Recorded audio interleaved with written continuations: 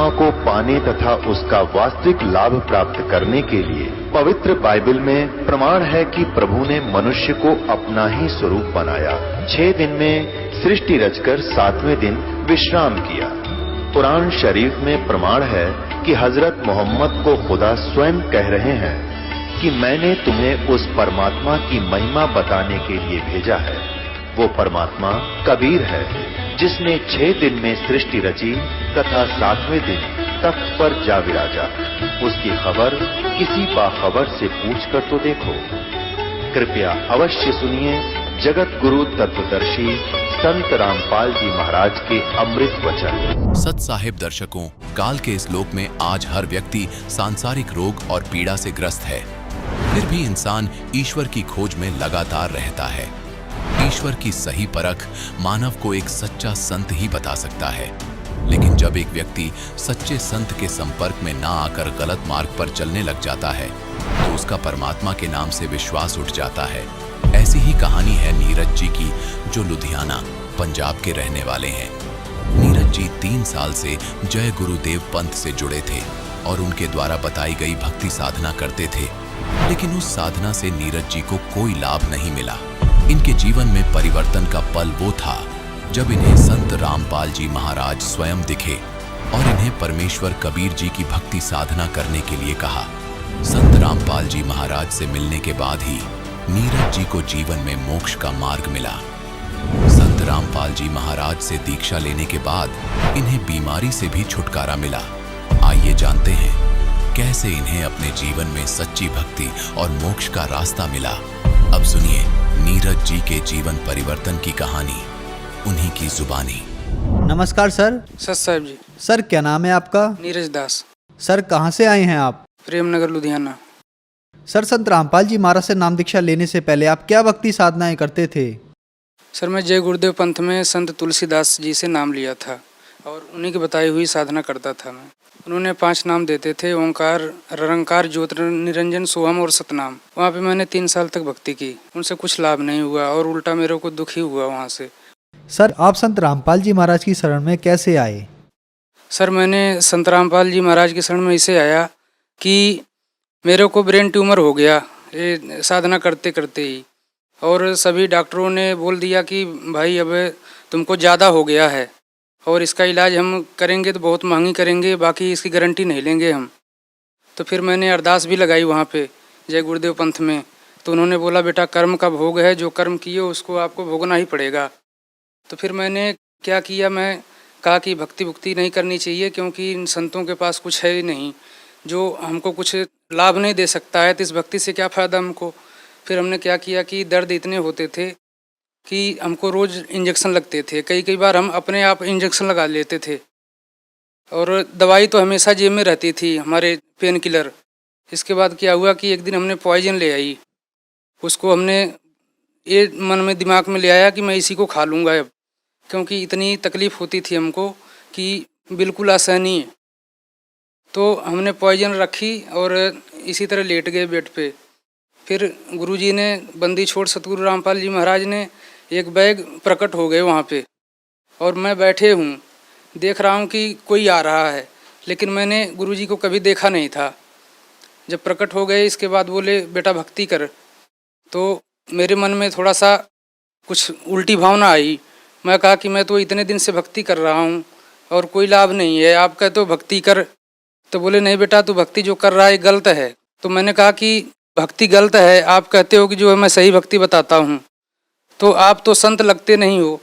क्योंकि सर जी हमारे मन में ऐसी भावना थी कि जिसकी लंबी दाढ़ी होगी, जिसके कपड़े अलग तरह के होंगे, वही संत है। तो हमने बोला आप तो संत हो नहीं, क्योंकि आपका कपड़े भी कोई वैसे नहीं है और आपके पास दाढ़ी मूछ भी नहीं है। तो बोले नहीं बेटा मैं पूर्ण परमात्मा का अवतार हूँ और मैं जो है तेरे को बचाता रहा आगे, और इसलिए मैं आया हूँ आज।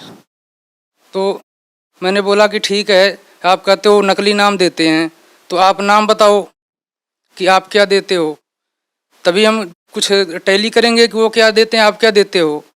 तो गुरुजी ने बोला बेटा इसे नाम नहीं देते हम। तो हम बोले तो फिर हम कैसे पता पाएंगे।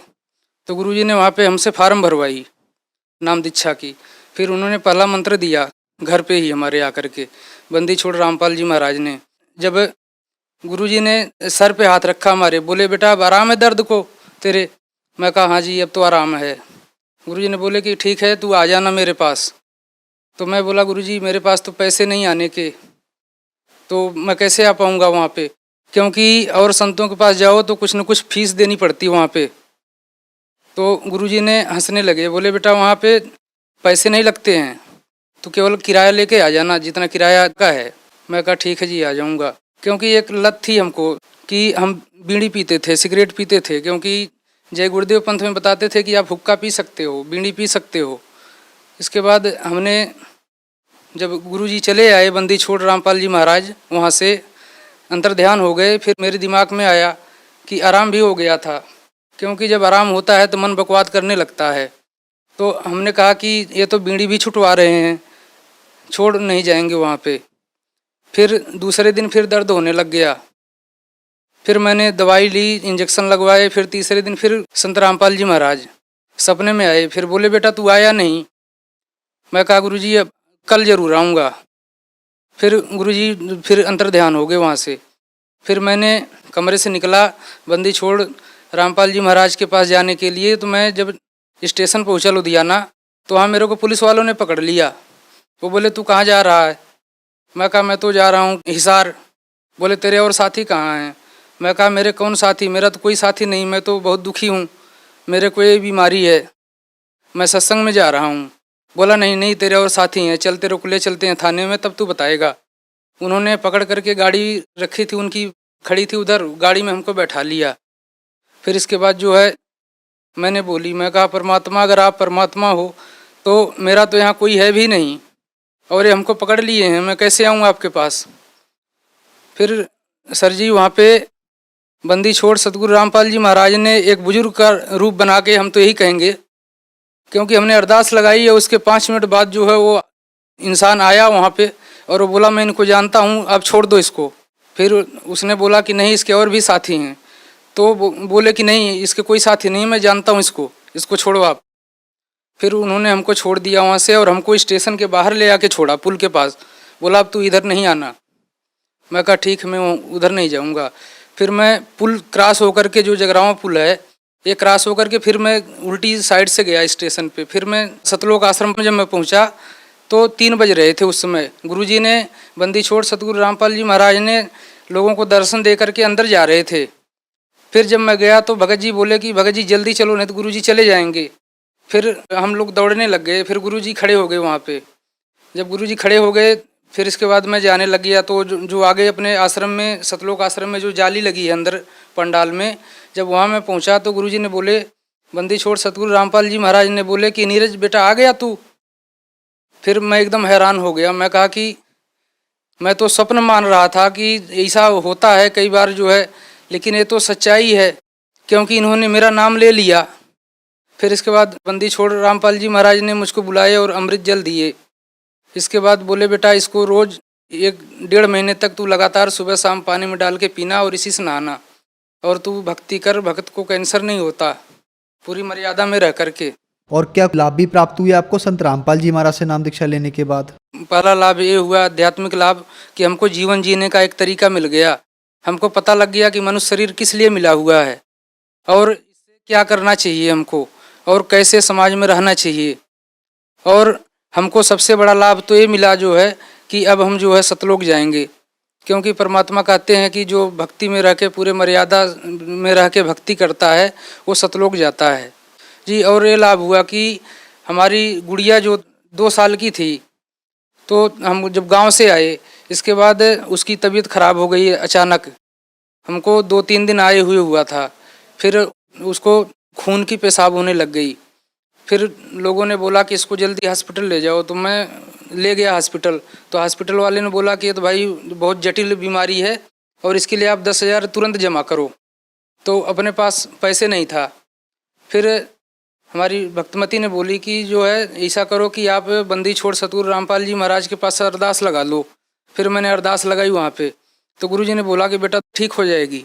फिर मेरी गुड़िया 1 घंटे के बाद जो है एकदम बिल्कुल ठीक हो गई। 1 घंटे से पहले ही मेरी भक्तमती जो है उस गुड़िया को लेकर बैठी हुई थी कमरे में, उधर मैं अरदास लगाया, इधर कबीर साहब ने जो है प्रकट हो गए वहाँ पे, और मेरी भक्तनी को जो है दर्शन दिए और बोले कि बेटा ये कबीर साहब की बच्ची है और इसको कुछ नहीं होगा। सर, संत रामपाल जी महाराज से नाम दीक्षा लेने के बाद आपको बहुत सारे लाभ प्राप्त हुए, तो जो श्रद्धालु आज आपको देख रहे हैं, आप उन्हें क्या संदेश देना चाहेंगे? सर, भगत समाज को हम यही संदेश देना चाहते हैं। सर, आज का समाज जो है वो ग्रेजुएट समाज है, सभी लोग पढ़े लिखे हैं, सब लोग अपने ग्रंथों को पढ़ सकते हैं। इसलिए परमात्मा बंदी छोड़ सतगुरु रामपाल जी महाराज जी हर ग्रंथ को खोल करके इन्होंने प्रोजेक्टर के माध्यम से दिखाया है कि भगत समाज इसको देखे और जो समझे कि हमारे ग्रंथों में क्या लिखा हुआ है। अगर भगत समाज उसको, जिसको परमात्मा पाने की लालसा है, इच्छा है मन में, वो अगर सत्संग देखेगा, अपने ग्रंथों से मिलान करेगा, तो उसको ऑटोमेटिकली पता लग जाएगा कि पूर्ण संत कौन है और नकली कौन है। इसलिए ये जो है मार्ग और ये समय, ऐसे समय परमात्मा ने जो चलाई है कि आज भगत समाज के लिए एक वरदान सा है।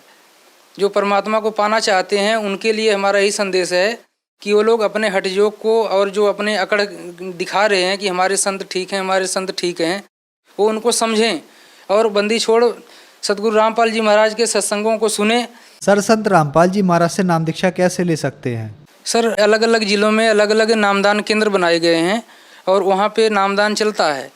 वहाँ पे जाके भगत समाज अगर कोई नाम लेने की इच्छुक हैं, चैनल पे गुरुजी का प्रोग्राम आता है बंदी छोड़ सतगुरु रामपाल जी महाराज का, उस पर नीचे लाइनिंग आती है, उस पर फ़ोन नंबर दिए गए हैं, उससे फ़ोन नंबर से संपर्क करके वो अपना जो है नामदान ले सकते हैं। धन्यवाद सर। साहब जी। दर्शकों, अभी आपने सुने संत रामपाल जी महाराज से दीक्षा प्राप्त करके सुखी हुए भक्त के अनुभव।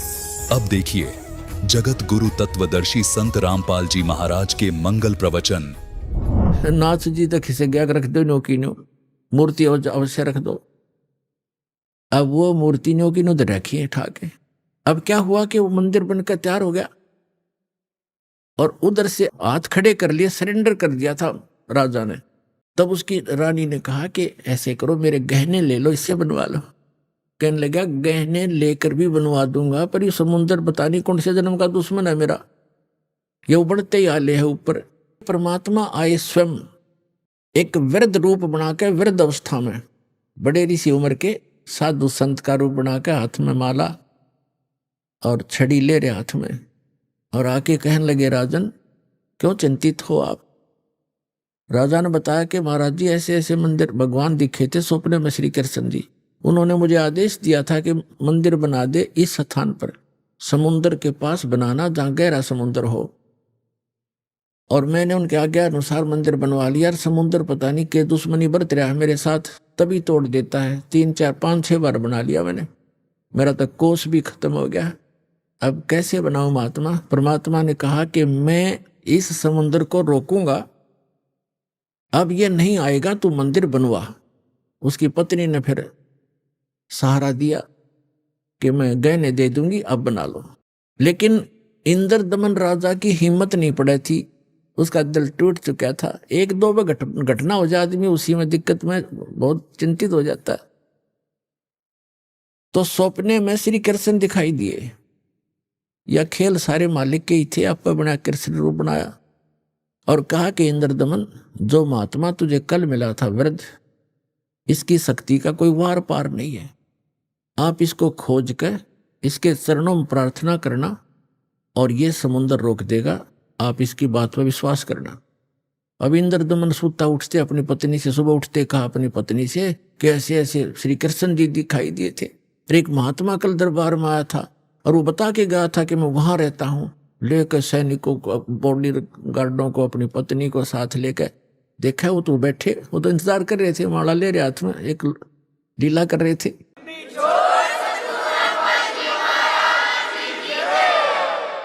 चरणों में मत्था टेक्या और कहा भगवान आप समुद्र रोक दो, मैं बना दूंगा मंदिर। परमात्मा ने कहा कि एक चबूतरा बना दे, चौरा, चौरा कहते हैं हम, यहाँ चबूतरा कहते हैं। जिधर से समुद्र उठकर आता है उस किनारे पर, समुद्र के किनारे पर एक चौरा बना दे, चबूतरा, वहां बैठ कर मैं भजन करूंगा भगवान का। वो तो लीला कर रहे थे, भगवान का तो मंदिर टूटने लग रहा, भगवान ना बचा पा रहा जिसको हम भगवान मानते थे। बोले ठीक है। चबूतरा तराश का पत्थर बड़ा बढ़िया वो बना दिया, चबूतरा चौराक बोलते हैं उसको। और वहां परमात्मा बैठ के माला लेकर, एक वो समरणी, ऐसे समरणी होती है, ये एक हाथ सारा लेकर बैठ जाते हैं, उसको फावड़ी सी बोल रहे हैं उसको, वो साथ में लेकर बैठ गए। नु मंदिर बनकर तैयार हो गया कति, और मूर्ति उधर से मालिक ने बनाई दी थी। वह समुद्र एकदम उठा 40 फुट ऊंचा और तूफान का रूप धारण किया, और परमात्मा ने ऐसे कर दिया। अब जहां वो था समुद्र वहीं रुक गया, इतना वेग से आ रहा था वो पानी, ऐसा रुक गया जैसे पहाड़ बन जाता है, ना नीचे जावे ना ऊपर, ना आगे ना सरके, वहीं खड़ा हो गया।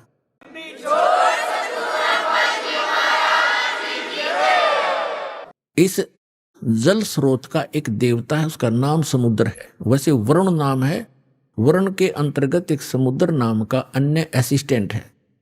तो वो समुद्र आएगा वहां पर विपर रूप धारण करके, और कहा भगवान मुझे जाने दे आगे, यानी चलने दे मेरे जल को, जो मैंने आज्ञा दी है इसको जाने दो जल को आगे। परमात्मा ने कहा क्या करेगा तू आगे जाकर? कि इस मंदिर को तोड़ूंगा।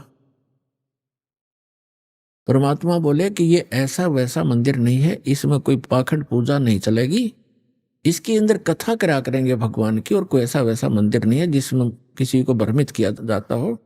और ये एक भवन है भगवान का, यहाँ कथा होती है, इसको मत तोड़ तू। मंदिर को तोड़ा नहीं करते। तो वो कहने लगा नहीं मैं अवश्य तोड़ूंगा।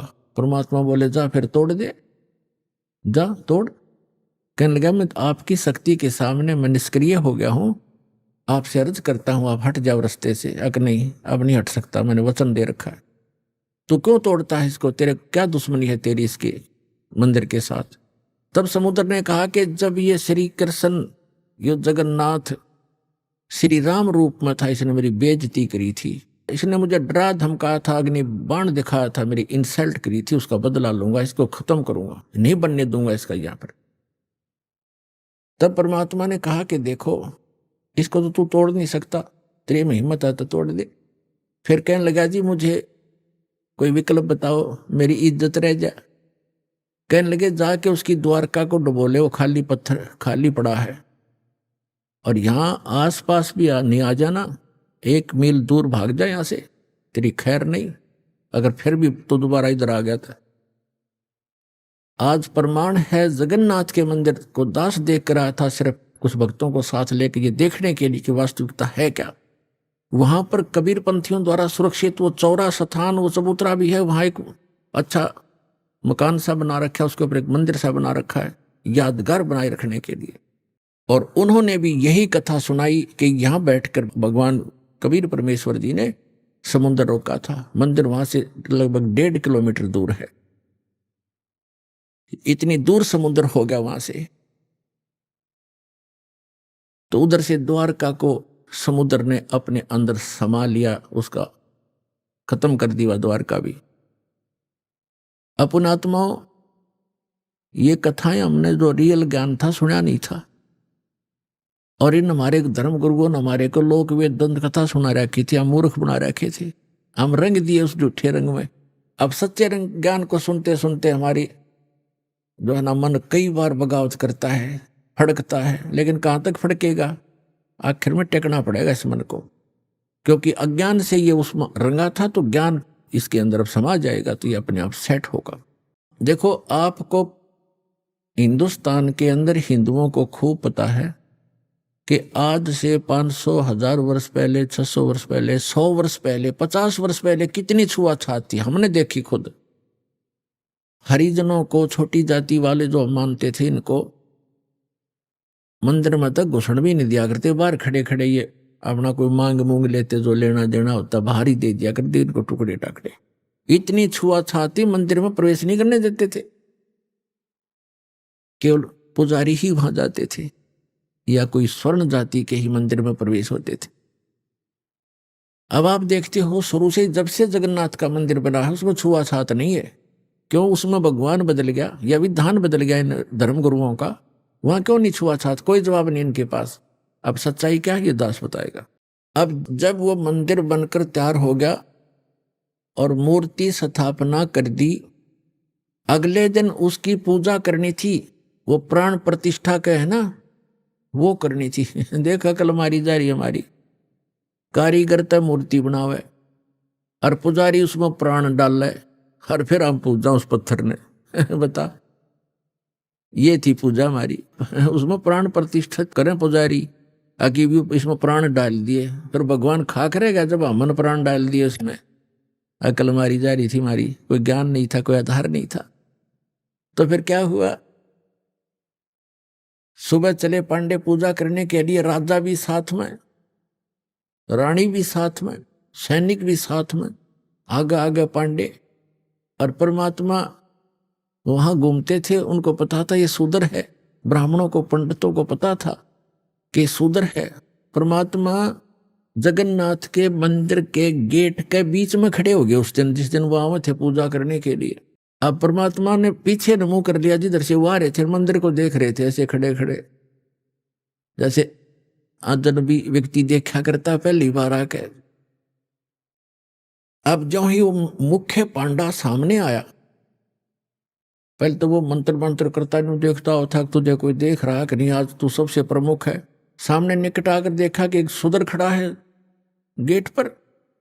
परमात्मा को उसने ऐसे हाथ मारा और परमात्मा इतनी दूर गिर गए जाके और कहा, शूद्र तुझे शर्म नहीं आती? तो ऐसे पवित्र मंदिर के द्वार पर खड़ा है, दूर मर जाए यहां से। तो ने अछूत कर दिया सारे मंदिर को। अब परमात्मा एक तरफ बैठ के जाके, जैसे एक ऐसा ही व्यक्ति बैठ जाता है, एक तरफ नो करके बैठ गए। अंदर जाकर क्या देखते हैं, वो तीनों मूर्ति उस अछूत का रूप धारण किए हुए हैं।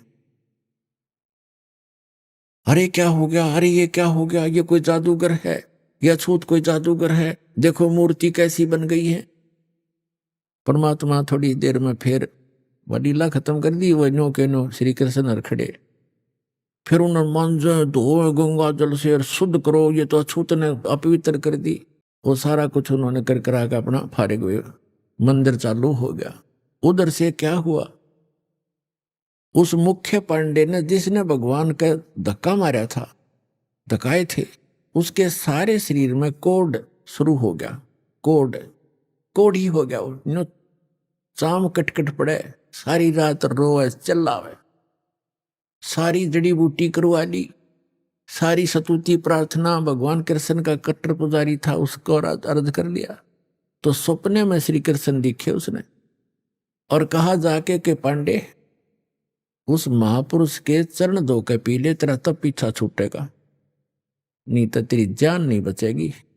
मेरे पास कोई तेरा समाधान नहीं इसका। अब कहते मरता क्या नहीं करता। उसने अपने साथी पांडे बुलाए और कहा, भी भगवान ने ऐसे ऐसे कहा है, मेरा बुरा हाल है, और ऐसे आदेश दिया है भगवान ने, क्या करूं मैं? वो कहने लगे, क्या फर्क पड़ता है, जान बच जाएगी। हर चल चरणामृत ले ले, उसके माफी मांग ले, क्षमा याचना कर ले। परमात्मा बैठे थे वहां, घूमया करते हो तो काम ही सारे थे। अब वो पांडा तो लेकर चल रहा कटोरे में जल, चरणामृत बनाऊंगा। वो निकट आओ, परमात्मा आगे को चल दे। अके नहीं पांडे, दूर रहना, हम अछूत हैं, दूर रहना, अछूत है। और वो हाथ जोड़ा, महाराज डट जाओ, महाराज जी रुक जाओ।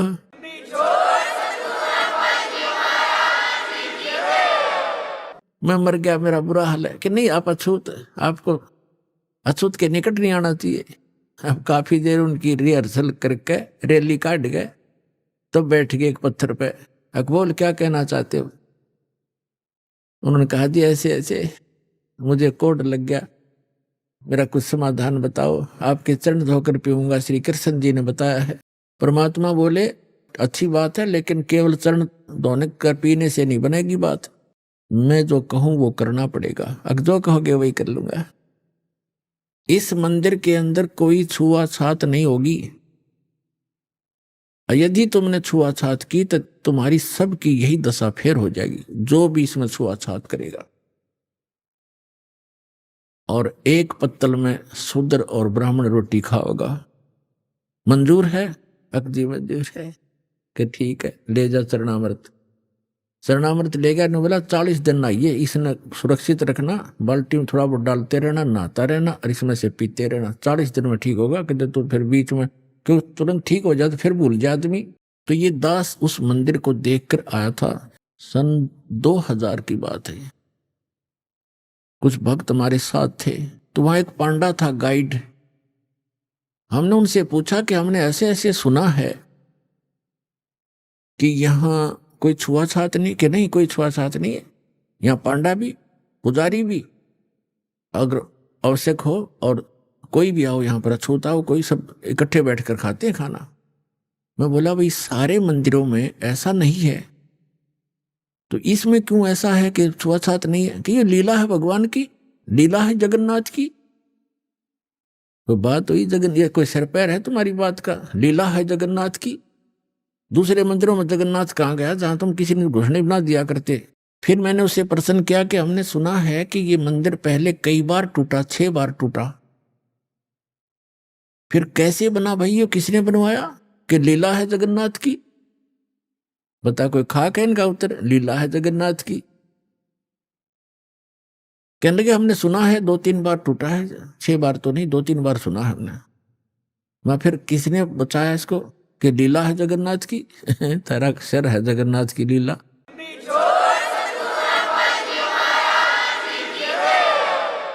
कक्का पता नहीं दुनिया बंडा जी मूर्ख बना रखे वहां पर।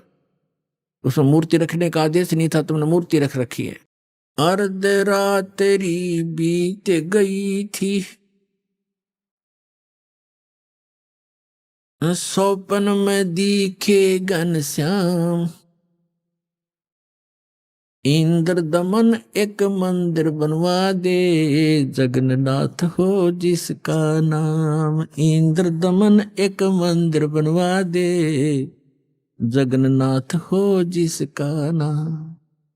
अर्ध रात्रि बीत गई थी, सौपन में दिखे घनश्याम, इंद्र दमन एक मंदिर बनवा दे, जगन्नाथ हो जिसका नाम।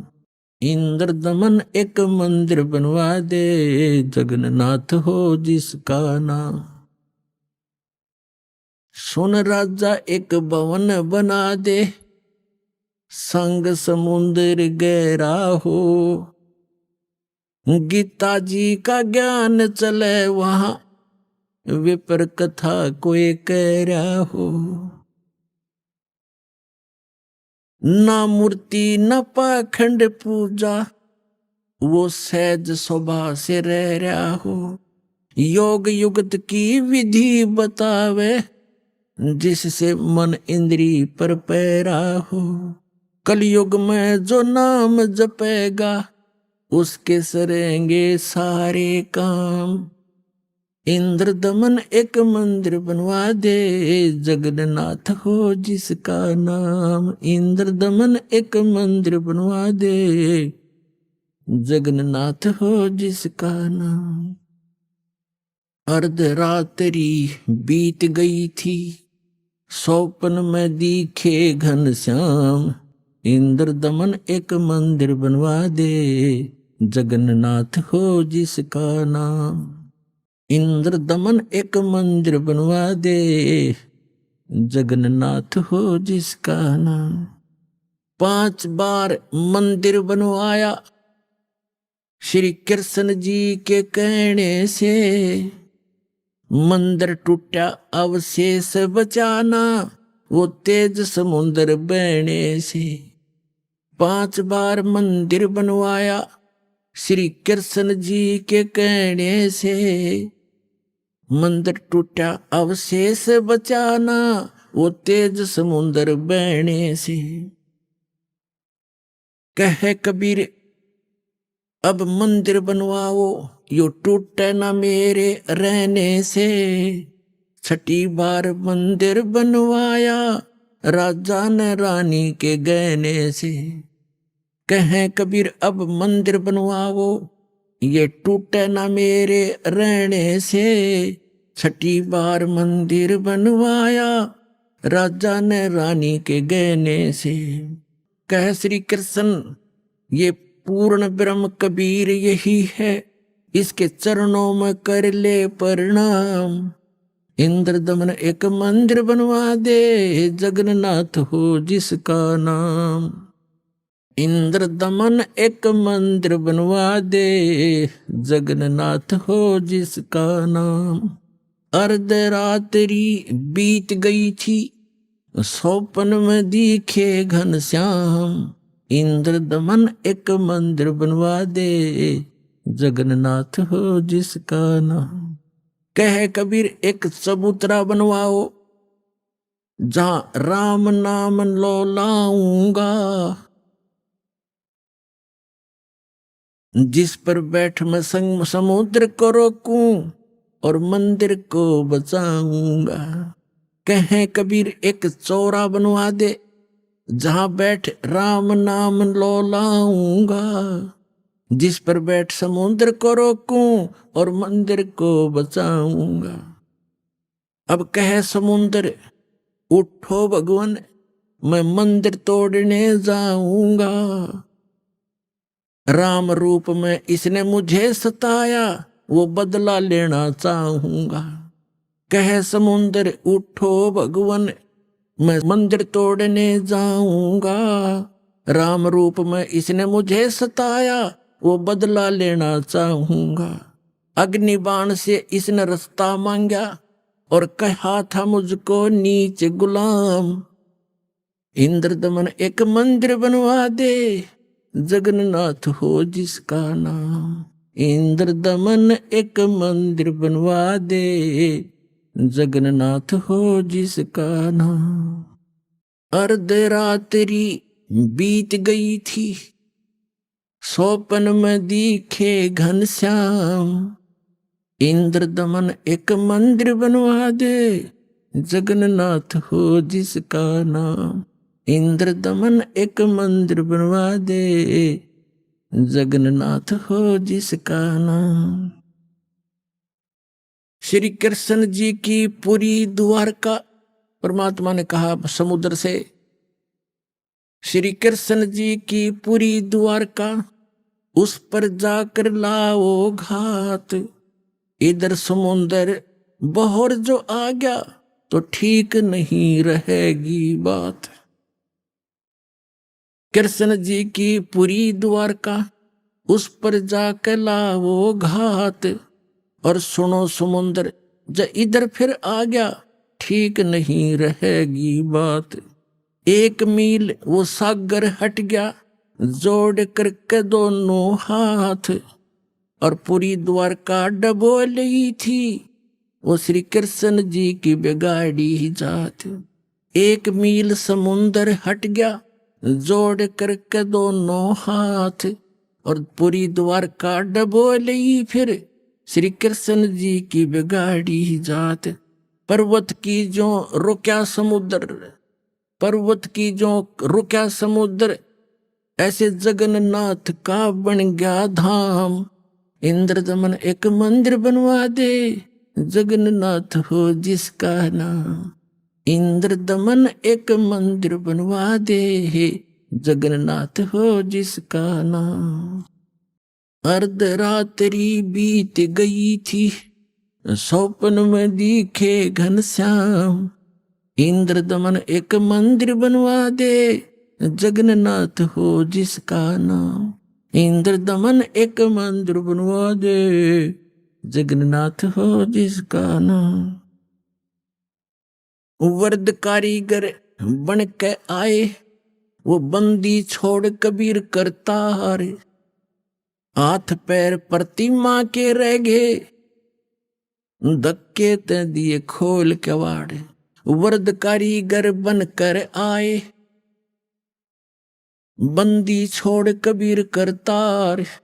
हाथ पैर प्रतिमा के रह गए, वो धक्के ते दिए खोल के वाड़े। अछूत रूप में साहेब आए, खड़े हुए थे बीच द्वार। पांडे जी ने धक्का मारा, कह करके न नीच गुलाम। अछूत रूप में साहेब आए, खड़े हुए थे बीच द्वार। पांडे जी ने धक्का मारा, कह करके न नीच गंवार। कोड लग्या वो पांडा रोवे, और काया का गल गया सब शाम। इंद्र दमन एक मंदिर बनवा दे, जगन्नाथ हो जिसका नाम। इंद्र दमन एक मंदिर बनवा दे, जगन्नाथ हो जिसका नाम। इंद्र दमन एक मंदिर बनवा दे, जगन्नाथ हो जिसका नाम। अर्धरात्रि बीत गई थी, सोपन में दिखे घनश्याम। इंद्र दमन एक मंदिर बनवा दे, जगन्नाथ हो जिसका नाम। इंद्र दमन एक मंदिर बनवा दे, जगन्नाथ हो जिसका नाम। चरण धोकर पांडे ने पिए, ज्यों की तो फिर होगी खाल। और कहे कबीर सुनो सब पांडा, यहाँ पर छुआ छात की न चाले चाल। चरण धोकर पांडे ने पिए, ज्यों की तो फिर होगी खाल। कहे कबीर सुनो सब पांडा, यहाँ छुआ छात की न चाले चाल। जय कोई छुआ छात करेगा, उसका भी होगा यही हाल। एक पत्तल में दोनों जिम्मे, वहां पंडा गुलाम रामपाल। जय कोई छुआ छात करेगा, उसका भी होगा यही हाल। एक पत्तल में दोनों जिम्मे, पंडा गुलाम रामपाल। इसमें कौन सा भगवान बदल गया, ओ हे कृष्ण ओ हे राम। इंद्र दमन एक मंदिर बनवा दे, जगन्नाथ हो जिसका नाम। इंद्र दमन एक मंदिर बनवा दे, जगन्नाथ हो जिसका नाम। अपने आत्माओं, आज तक हमारे को यथार्थ ज्ञान सुनने को मिला ही नहीं, लेकिन आत्मा भगवान के लिए उसी दिन से तड़प रही है जिस दिन से ये उससे बिछुड़ कर आई है। और आज परमात्मा ने उस ज्ञान को ऐसा निखारा है, ऐसा उभारा है कि अब इस कलयुग में ये कोई भी इसको उलझा नहीं सकेगा, मिटा नहीं सकेगा। और जिनको भगवान की भक्ति करनी होगी वो भक्त पार बहुत आसानी से हो जाएंगे, क्योंकि अभी तक हमें दिशा ठीक मिली नहीं थी। सभी मानते हैं, सभी संसार के जितने भी धर्म हैं सब मानते हैं परमात्मा एक है, लेकिन हमारे वर्तमान के धर्मगुरु हमारे धर्म ग्रंथों से ही परिचित नहीं हैं। और जिस कारण से हम अपना जीवन नाश कर रहे हैं और भक्ति ना करके हम अपने मानव जीवन को व्यर्थ कर जाते हैं। फिर भूत पितर और ना जाने कैसे कैसे कष्ट उठाते हैं। तो पुण्यात्माओं, मनुष्य जीवन केवल परमात्मा पाने के लिए मिला है, और जब तक हमें सतगुरु नहीं मिलेंगे, सच्चा ज्ञान नहीं मिलेगा और कंप्लीट कोर्स ऑफ वर्शिप नहीं मिलेगा, तब तक हम चाहे कितना प्रयत्न भी करें, भक्ति भी करें, दान भी करें और चाहे अन्य कोई भी तीर्थ भी करते रहें, उससे कोई लाभ नहीं होगा। अपने आत्मा परमात्मा की लीला, परमात्मा की महिमा में लिखा हुआ है। परमात्मा लीला भी ऐसे ही करते हैं और हमारे सदग्रंथ भी उसको सेकंड करते हैं, उसको प्रमाणित करते हैं, समर्थन करते हैं। क्योंकि हम जितने भी धार्मिक जो धर्म बने हुए हैं और जितने धार्मिक व्यक्ति हैं, प्रत्येक अपने अपने सदग्रंथों को सही सत्य मानते हैं। हिंदू धर्म के अनुयायी अपने पुराणों को, अपने वेदों को, अपनी श्रीमद् भगवद गीता को, इनको सबको कति सत्य मानते हैं और बिल्कुल सत्य हैं, लेकिन हमें ज्ञान उसके विपरीत प्राप्त है। ऐसे ही पवित्र मुसलमान धर्म के धर्मगुरु अपनी कुरान शरीफ को अद्वितीय बुक मानते हैं, अल्लाह का कलाम, भगवान का वर्ड, भगवान की वाणी मानते हैं, लेकिन वो उससे परिचित नहीं है। और इसी प्रकार पवित्र ईसाई धर्म के जितने भी व्यक्ति हैं अपने पवित्र बाइबल 3 पवित्र बुकों का संग्रह है, जिसमें एक है तौरेत, दूसरी जंबूर और तीसरी इंजिल। इन तीनों को इकट्ठा जल्द करके इसको बाइबल कहा गया है। और इसमें प्रथम ही यानी उस तौरेत के अंदर उत्पत्ति ग्रंथ है, उसके अंदर पहले अध्याय में लिखा है कि परमात्मा ने और रचना करके पृथ्वी बना के जल जंतु सब बना करके उसके बाद मनुष्य कहा कि मैं अपने जैसा बनाऊंगा। और ऐसे परमात्मा ने मनुष्य को अपने जैसा उत्पन्न कर दिया, नर और नारी करके उसकी सृष्टि की। और किसी भी उसने पूछ लो, आप ईसाई धर्म के श्रद्धालु को पूछ कर देखो कि what is the form of God, वो कहेगा गॉड इज फॉर्मलेस। भगवान कैसा है? भगवान निराकार है। और फिर वो पवित्र बाइबल क्या बता रहा है?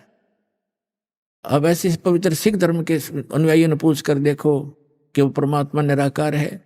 और वो खुद कहते नानक साहब जी धानक उपरहा करतार फाई सूरत मुलुक की वेश ए ठगवाड़ा ठगी देश खरासियाना बहुता बारी धानक रूप रहा करता। और उसमें यहाँ तक वर्णन है, उसके काले आंख है, उसका लंबा नाक है, ठुमक ठुमक कर चलता है, सफेद कपड़े पहनता है, सारे लिखे उसके अंदर गुरु ग्रंथ साहिब के अंदर 1257 पृष्ठ पर। और 721 पन्ना पर लिखा है कि एक अर्ज गुप्तम पेश दो दर कौन करतार हक्का कबीर करीम तुम बे ए परवरदिगार। और 24 नंबर पृष्ठ पर लिखा है गुरु ग्रंथ साहिब में कि फाई सूरत मुलुक की वेश ए ठगवाड़ा ठगी देश खरासियाना बहुता भारी धानक रूप रहा करता। और सभी ऐसे ही हिंदुओं से पूछ कर देखिएगा, पवित्र हिंदू धर्म के अनुयायियों को, और कहेंगे वो तो निराकार है भगवान। और श्री विष्णु जी की मूर्ति घर पे, और भगवान कैसा है? दिखा अपने समाधि में, अको तो निराकार है, दिखता थोड़ा ही प्रकाश दिखता है। तो हमारे सबका ये खिचड़ी ज्ञान था। हमारे सदग्रंथ सही बता रहे हैं कि परमात्मा साकार है, नर आकार है। और ऐसे ही मुसलमान धर्म के अनुयायियों से पूछो, परमात्मा निराकार है, और फिर क्यों 7वें आसमान पर बैठा है? निराकार का खाक बैठेगा जब निराकार है, वो बॉडीलेस है, उसका कोई शरीर नहीं है। और फिर ऊपर बैठा 7वें आसमान पे, है कोई सिर पैर किसी का? तो पुण्यात्मा सौभाग्य आप सबका कि आपको ऐसा अनमोल जड़ी मिल गई है, ऐसा अनमोल ज्ञान मिल गया। अपना कल्याण कराओ, पीछा छुटवाओ।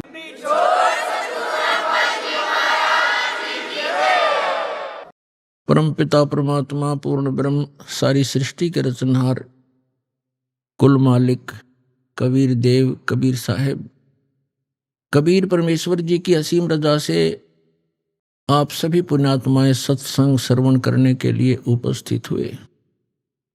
जिस प्राणी का बहुत ही पुण्य उदय हो जाता है उसको मानव शरीर प्राप्त होता है। मानव शरीर प्राप्त प्राणी के अंदर जो परमात्मा प्राप्ति की इच्छा प्रबल होती है वो विशेष पुण्यकर्मी प्राणी होते हैं। उनमें से आप एक हैं जो परमात्मा की विशेष आत्माएं हैं जिनको सत्संग सुनने का समय उपलब्ध हुआ। ये वो शुभ दिन है कि इस दिन परमेश्वर कबीर जी परम अक्षर ब्रह्म सर्वशक्तिमान सर्वसृष्टि रचनहार अपनी प्यारी आत्माओं को यथार्थ ज्ञान प्रदान करने के लिए और सत भक्ति बताने के लिए अपने परम धाम से सतलोक से चलकर आए थे। वो प्रत्येक युग में ऐसी लीला करते हैं। हमारे पवित्र चारों वेद इसके साक्षी हैं।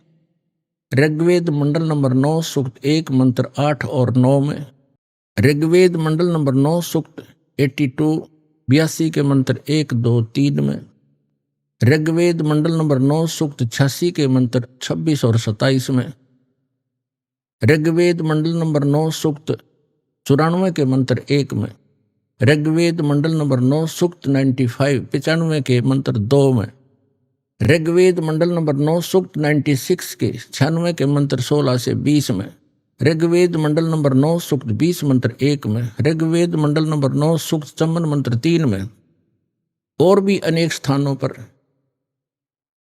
ये वेद गवाही देते हैं कि वो परम पिता, वो पूर्ण पुरुष, सर्वसृष्टि रचनहार, उसका नाम कबीर देव है, कबीर साहब है। वो सतलोक में रहता है, अविनाशी स्थान पर रहता है, शाश्वत स्थान में रहते हैं। वहां से वो स्वयं चलकर आते हैं सशरीर, और हम सभी प्राणियों की 3 प्रकार से शरीर धारण करके वो हम सबका धारण पोषण करते हैं 3 स्थिति में। अभी आपने सुने संत रामपाल जी महाराज के मंगल प्रवचन। आइए अब सुनते हैं संत रामपाल जी महाराज से नाम दीक्षा लेकर सतभक्ति करके अद्भुत लाभ प्राप्त करने वाले अनुयायी के विचार। दर्शकों, कभी कभी मनुष्य के जीवन में ऐसा मोड़ आ जाता है जहां हर तरफ सिर्फ अंधेरा ही अंधेरा नजर आता है। मनुष्य पूरी श्रद्धा से भक्ति करता है, हर व्रत, हर पूजा पाठ, हर तीर्थ यात्रा करता है, लेकिन उसके बाद भी उसे सुख शांति नहीं मिलती। तब वो खुद को बेबस महसूस करता है। दर्शकों, ऐसी ही कहानी थी अमृतसर पंजाब के रहने वाले सुधीर जी की। सुधीर जी ने अपने जीवन में हर वो भक्ति साधना अपनाई जिसे हिंदू धर्म में सुखदायी और मोक्षदायक बताया जाता है, लेकिन फिर भी इनके जीवन में इन्हें सुख की प्राप्ति नहीं हुई। लेकिन दर्शकों, आज सुधीर जी का कहना है कि जब से मैं संत रामपाल जी महाराज की शरण में आया हूं और मैंने हिंदू धर्म में प्रचलित शास्त्र विरुद्ध साधना को त्याग कर संत रामपाल जी महाराज द्वारा बताई गई आदि सनातनी भक्ति को अपनाया है, तब से मेरे जीवन के सारे दुख गायब हो गए हैं और मुझे सच्चे सुख और शांति की प्राप्ति हुई है। दर्शकों, आखिर सुधीर जी हिंदू धर्म में प्रचलित साधना को शास्त्र विरुद्ध क्यों बता रहे हैं? आखिर इसके पीछे की सच्चाई क्या है? सुनते हैं सुधीर जी की कहानी, उन्हीं की जुबानी। नमस्कार जी। नमस्कार सर। सर, क्या नाम है आपका? मेरा नाम सुधीर दास है जी। सुधीर जी, आप कहाँ के रहने वाले हैं? मैं जी अमृतसर के रहने वाला हूँ जी। सुधीर जी, संत रामपाल जी महाराज से नाम दीक्षा आपने कब ली? सर, मैंने रामपाल जी महाराज से नाम दीक्षा 2015 में ली थी जी। सर, संत रामपाल जी महाराज से नाम दीक्षा लेने से पहले क्या आप कोई भक्ति साधना भी करते थे? हाँ जी, मतलब बहुत भक्ति साधना करते थे। हनुमान जी की पूजा, दुर्गा माता की, काली माता की। मेन मैं काली माता जी की पूजा करता था जी। खून चढ़ाता था अपना हाथ काट के, और लड्डू प्रसाद, हलवा प्रसाद, ऐसे वीरवार, शनिवार को मैंने, मंगलवार को मैंने ऐसे करना और उनकी ऐसे करके साधना अपनी करते जाना। पापा मेरे एफसीआई इंस्पेक्टर थे, घर में कोई कमी नहीं थी। मैंने बड़ा मंदिर बना रखा, सोने चांदी की माता के छतर, बर्तन, और ऐसे उनसे उनको माता को भोग लगाता था जी। और उसी से बस चलता जा रहा। जैसे शुक्रवार का व्रत करना, मंगलवार के हनुमान जी के व्रत करना, शनिवार के शनिदेव जी के व्रत करना, नंगे पैर वैष्णो देवी जाना, पटियाले काली माता के उधर मत्था टेकने के लिए जाना। तो सर, जैसे आपके अनुसार जो आप बता रहे हैं, तो आप बहुत ज़्यादा कठोर भक्ति साधनाएं करते थे। तो क्या इन सब भक्ति साधनाओं को करने से आपको लाभ भी प्राप्त हो रहे थे? लाभ तो क्या हो रहे थे जी, घर में मम्मी दिक्कत है, जैसे घर में हर साल डेथ हो जानी, तो कुछ नहीं समझ में आ रहा था हो क्या रहा हमारे साथ। पापा और 5 भाई थे, हर साल उनकी डेथ होते होते घर में बंदे तो घर में रहे नहीं, हम सब बच्चे ही रह गए। अब करें क्या? बस जैसे साधना मिली थी, घर में कर रहे थे, वैसे मैं करता रहा और स्टडी करते रहना भी, कहीं ना कहीं अच्छी जॉब मिल जाएगी, सब कुछ ऐसे चलता रहेगा। पर ऐसा कुछ भी नहीं था, दिखते ही थी। तो सर, जैसे आप बता रहे हैं कि आपने पहले जो भक्ति साधनाएं की, उनसे आपको लाभ तो नहीं हो रहा था, मोते ही मोते हर साल आपके परिवार में हो रही थी, तो फिर संत रामपाल जी महाराज की जानकारी आपको कैसे हुई? सर, इन परेशानियों में ना जी, करते करते एक मेरा फ्रेंड था अबोर में, उसका नाम केदारनाथ जी था। तो उन्होंने ना एक न्यूज़पेपर में देखा था कुछ ऐड संत रामपाल जी महाराज की। उन्होंने उस पर लिखा हुआ था भी फ्री बुक मंगाने के लिए, परमात्मा की जानकारी के लिए, परमात्मा कौन है, कहाँ रहता है, कैसे मिलता है। तो वैसे उन्होंने मंगवाई थी बुक। तो मैं उनके पास, जैसे मैं उस टाइम बीएड कर रहा था, तो मैं उनके पास गया। अब स्टडी लाइन में था, तो उन्होंने बोला कि ऐसे करके यार ये बुक देख। ऐसे मैं बोला यार ऐसा कुछ भी नहीं है, काली माता से बड़ा कोई नहीं है। उन्होंने भोलेनाथ जी को जो पैरों में दबा लिया, तो उनसे बड़ा कौन होगा। उन्होंने बोला भाई ऐसा कुछ नहीं है, तो एक बार ये बुक पढ़ के देख ले, तेरे को पता लग जाएगा। उन्होंने काफ़ी समझाया, मैं कहा नहीं मेरे को यार समझ से मेरे बाहर है, तू अपना कर, मैं अपना कर रहा हूँ।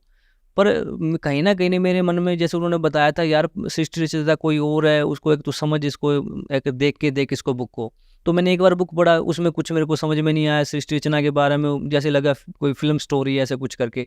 पर धीरे धीरे जैसे उसमें लिखा हुआ था ना, मोबाइल मेरे पास है, तो मैंने जो संत रामपाल जी महाराज ने उसके अंदर लिखा हुआ था गीता की, बाइबल की, गुरु ग्रंथ साहिब की, इनकी जो कोटेशनें कुछ थी, वो पेज नंबर तक दिए हुए थे उसमें। तो मैंने मोबाइल में वो डाउनलोड करके मैंने वो देखा ना, तो एकदम मतलब मेरा हक्का बक्का, मतलब मैं हो गया भी यार, जो संत रामपाल जी महाराज बोल रहे हैं वो सेम चीज इनमें है, और हम लोग कौन सी भक्ति साधनाएं कर रहे हैं, मूर्ति पूजा हम कर रहे हैं, पितृ पूजा हम कर रहे हैं, भूतों की पूजा हम कर रहे हैं। तो हो क्या रहा, जोगानंद माता को पूज रहे हैं, जाके चौक में जाके ऐसे रख दो जी, आपका ये काम हो जाएगा। पर कोई ऐसा फायदा नहीं हुआ।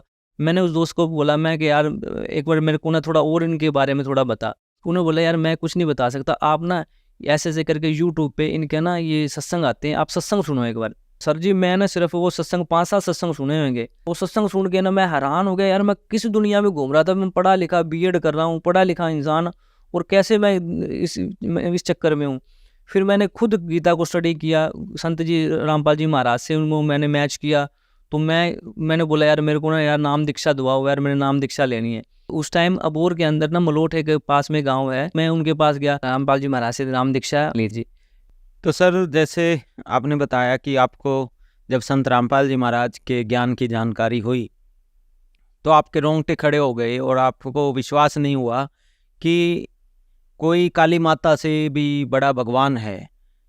तो जैसा कि आपने संत रामपाल जी महाराज के ज्ञान से ये जानकारी प्राप्त की कि काली माता से भी बड़ा कोई भगवान है और संत रामपाल जी का जो ज्ञान है वो सर्वश्रेष्ठ है, तो क्या उसके बाद जब संत रामपाल जी से नाम दीक्षा ली तो आपको कोई लाभ भी प्राप्त हुए? इतने लाभ हुए हैं बताते बताते मुंह का पानी सूख जाए। जो मेन है ना, मैं वही बताना चाहता हूँ। इच्छा थी कि घर में मेरी लड़की हो, मेरी बेटी हो, तो मैंने परमात्मा को अरदास लगाई मन में ही। मैं परमात्मा मतलब इस बार ना मेरे को बेटी चाहिए, लड़की चाहिए मेरे को, भी बेटा हो गया और बेटी चाहिए मेरे को। और परमात्मा ने दया करी, मेरे को बेटी मिली। बेटी हुई तो उनको ना होते ही सांस की प्रॉब्लम थी, मतलब होते ही ना उसको सांस मतलब 1 सेकंड में 3 बार बहुत स्पीड से ले रही थी सांस। डॉक्टरों को दिखाया, 3 दिन तक उनको कोई समझ में नहीं आया भी क्या हो क्या रहा, कहते इसके लंग सूख जाएंगे। उन्होंने दूसरे हॉस्पिटल में भेज दिया, उन्होंने बोला वहाँ पे वेंटिलेटर आप वहाँ पे लेके जाओ। मैं उधर लेके गया, उधर से भी उनको नहीं समझ में आया। कहते हमारे अमृतसर में केडी हॉस्पिटल है, उसमें उन्होंने रेफ़र कर दिया कि जी इससे अलावा आप और कोई नहीं, बस सिर्फ वही है। तो उनको मैंने वहाँ पे एडमिट करा दिया। अब उनको भी समझ में नहीं आ रहा, अब 3 दिन होने को आ गए, मैं परेशान। 1 दिन का 20,000 रुपया वहाँ पे खर्चा था। तो उस दिन वो डॉक्टर कहता भी मैं कुछ समझ में मतलब आता तो बताऊँ, तो कहता देखो हम कोशिश कर रहे हैं।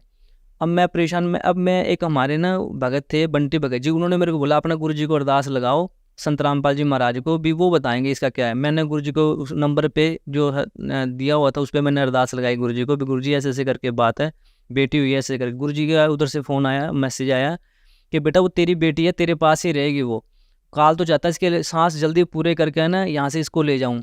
पर परमात्मा ने दया करी, उधर उसको जानकारी नहीं थी, एडमिट करा दिया मैंने उनको। तो मैं ना डेली ना गुड़िया की फ़ोटो करके या ऐसे करके वीडियो बना के घर पे भगतमती को भेजता था, भी चलो इस मोबाइल को लेकर भगतमती देख लेगी मेरी कि वो खुश हो जाएगी, बेटी अभी ठीक है। तो ऐसे जब मैं वीडियो बना रहा था, उधर एक डॉक्टर आया, उसने कहता है मैंने उस पर मैसेज उस पर फ़ोन के ऊपर संत रामपाल जी महाराज की फ़ोटो लगाई हुई थी। तो डॉक्टर ने बोला यार आप इनको मानते हो? मैं कहा हाँ जी। कहता आपके इधर एक और भी हमारे एक डॉक्टर है इधर, संत रामपाल जी महाराज का शिष्य है, तो वो आप उनसे मिले एक बार। तो मैं अब खुश हो गया, भी चलो शुक्र है भी इतने बड़े हॉस्पिटल में कोई तो है भी जो हमारा मेरी कोई हेल्प करने के लिए ऐसे कुछ होएगा। तो केडी हॉस्पिटल में एक अपने शमशेर सिंह नाम के एक हमारे एक भगत थे, तो मैं उनको बोला भी शाम को उनकी ड्यूटी है, शाम को आप उनसे मिलना। मैं शाम को उनको मिला, उनको मैं कहा भगत जी ये सत साहिब, वो कहता सत साहिब जी। मैं कहा भगत जी ऐसे करके वो ममता नाम की बेटी मेरी है और ऐसे ऐसे करके। वो कहा भगत जी आपने उनको अमृत जल पिलाया उनको? मैं कहा भगत जी 3 दिन तो उधर 3 दिन इधर हो गए, अभी तक मैंने अमृत जल नहीं पिलाया और ये देखो जेब में पाके घूम रहा हूँ मैं। तो भगत जी उन्होंने ना मतलब 2 सिरिंज लेके ना उसको फूड पाइप की जहाँ पे मतलब वो लगी हुई थी, पाइप लगी हुई थी, तो उन्होंने फूड पाइप से उसके अंदर 2 सिरिंजें उसकी अमृत जल की डाल दी। अब डाली तो भगत जी कहाँ पे 18-19 हज़ार पर TLC इन्फेक्शन बढ़ी हुई थी। भगत जी रात में सुबह तक ना उसकी इन्फेक्शन नॉर्मल पे 12,000 पे आ गई उसकी। भगत जी इतना बड़ा चमत्कार था, मैं देख के ना हैरान हो गया।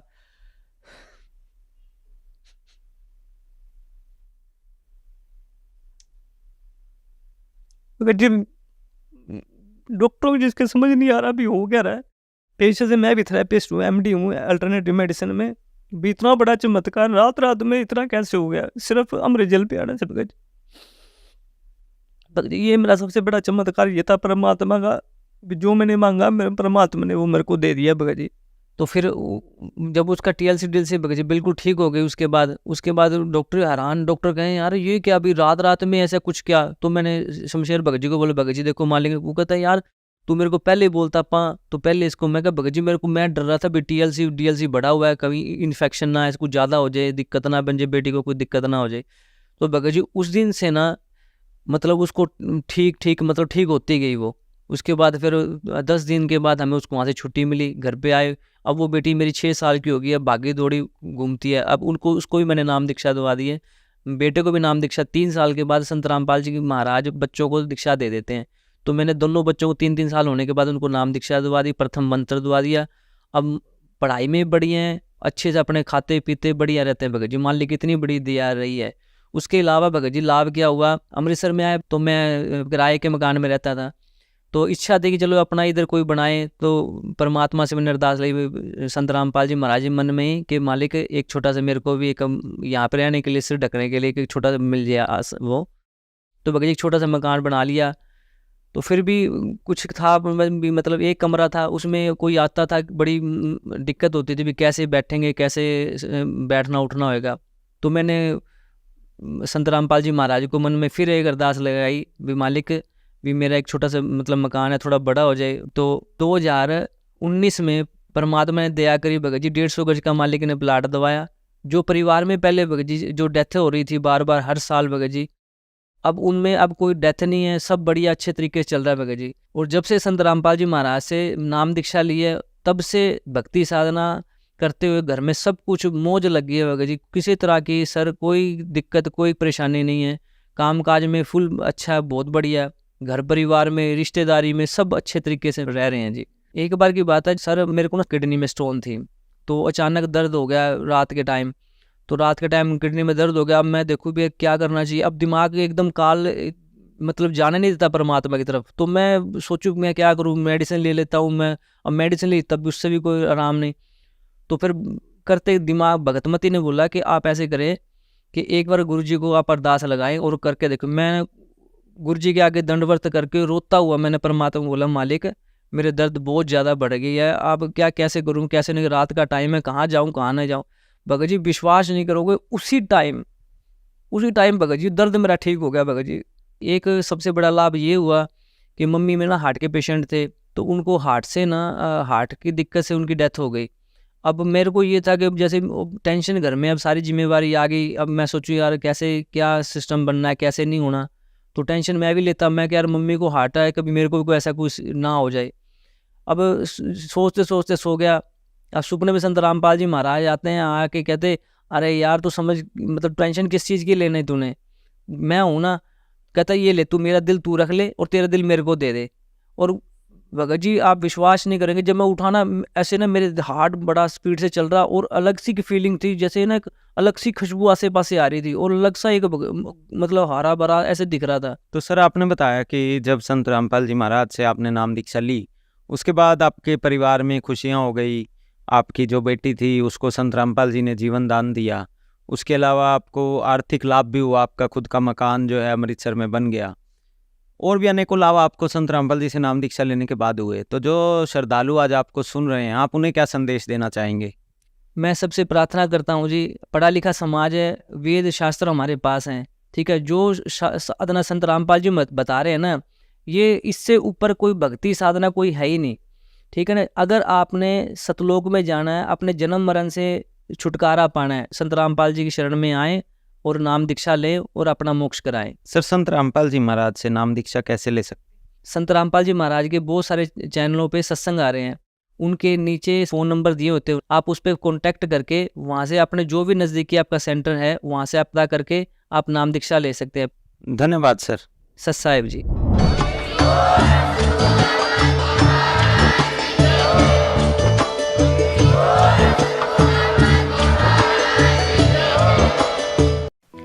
आप सुन रहे थे जगत गुरु तत्वदर्शी संत रामपाल जी महाराज के मंगल प्रवचन। अधिक जानकारी के लिए संपर्क करें।